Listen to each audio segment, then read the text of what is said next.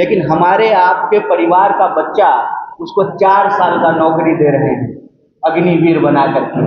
ना पेंशन है, ना ग्रेच्युटी है, ना जो है कोई भी टीए है, डीए है, प्लस शहादत अगर हो जाती है देश की सेवा करते करते तो शहीद का दर्जा भी है।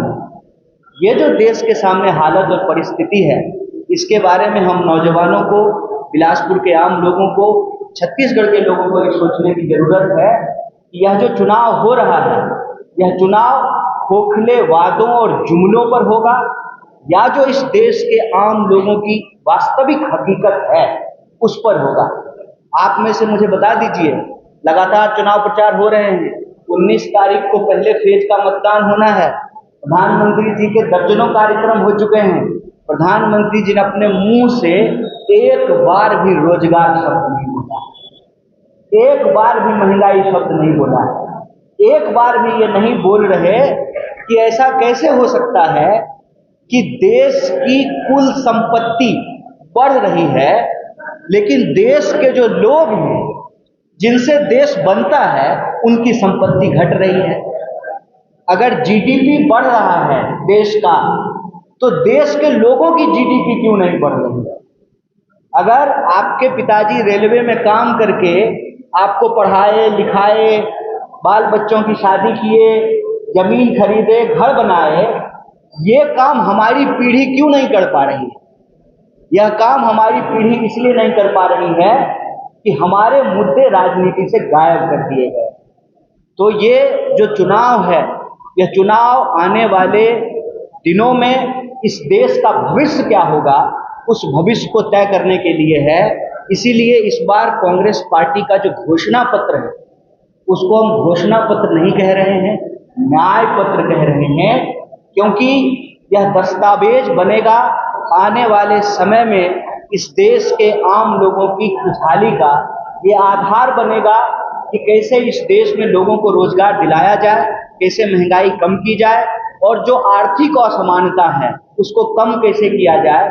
ज़्यादा से ज़्यादा जो लोग हैं, चाहे वो किसान हो, मजदूर हो, छोटे व्यापारी हो, महिलाएं हो, उनको कैसे मदद पहुंचाई जाए। आप में से कई साथियों ने न्याय पत्र देखा होगा, उसमें हम कह रहे हैं कि हर परिवार के एक महिला को 1 लाख रुपया महालक्ष्मी योजना के तहत दी जाएगी। 30 लाख नौकरियां जो रिक्त पद हैं सेंट्रल गवर्नमेंट के तहत उसको सरकार बनते ही भरा जाएगा। जो अग्निवीर जैसी योजनाएं जो अन्याय पर आधारित हैं, जो आम युवाओं के सपनों और अधिकारों को छीनता है, उसको समाप्त करके पक्की नौकरी की व्यवस्था की जाएगी। और भर्तियों में जो घोटाले होते हैं, प्रश्न पत्र लीक होता है, उस पर रोक लगाई जाएगी। वो कहते हैं मोदी है तो मुमकिन है, लेकिन मोदी जी हैं तो ये मुमकिन है कि बेरोजगारी होगी, मोदी जी हैं तो ये मुमकिन है कि महंगाई होगी, मोदी जी हैं तो ये मुमकिन है कि आर्थिक असमानता बढ़ेगी, अमीर अमीर होगा, गरीब और गरीब होगा। इसीलिए वो कहते हैं मोदी है तो मुमकिन हाँ का जवाब ये है कि डिग्री है तो नौकरी मिलेगी। इसीलिए कांग्रेस पार्टी ने न्याय पत्र में लिखा है कि आपके पास जितनी योग्यता है उसी योग्यता के आधार पे अप्रेंटिस योजना के माध्यम से हर नौजवान को कम से कम 1 लाख की नौकरी की गारंटी की जा रही है।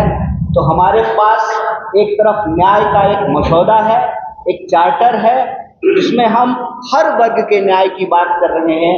चाहे हम गिनती के माध्यम से तमाम वर्ग जाति समूह के लोगों को गिनिए, उनकी आर्थिक हालात को देखिए और उस आर्थिक हालात में जो लोग पीछे छूट गए हैं उनको आगे लाने का प्रयास कीजिए।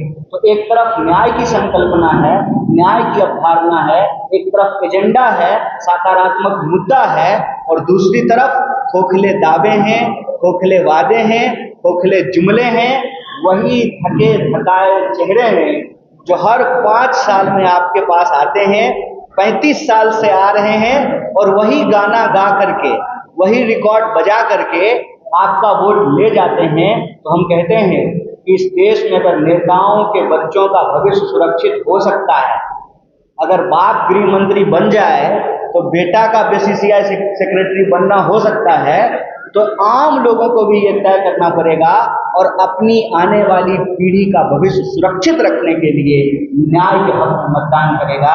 यही अपील के लिए मैं आप लोगों के बीच में आया हूँ। इतना धैर्यपूर्वक जो बिलासपुर की संस्कृति है उसमें आप लोगों ने सुना, तो आप सब लोगों का बहुत बहुत धन्यवाद, बहुत बहुत शुक्रिया। आ रहा है मैनिफेस्टो? हमको तो नहीं लगता है कि उनको मैनिफेस्टो लाने की ज़रूरत है।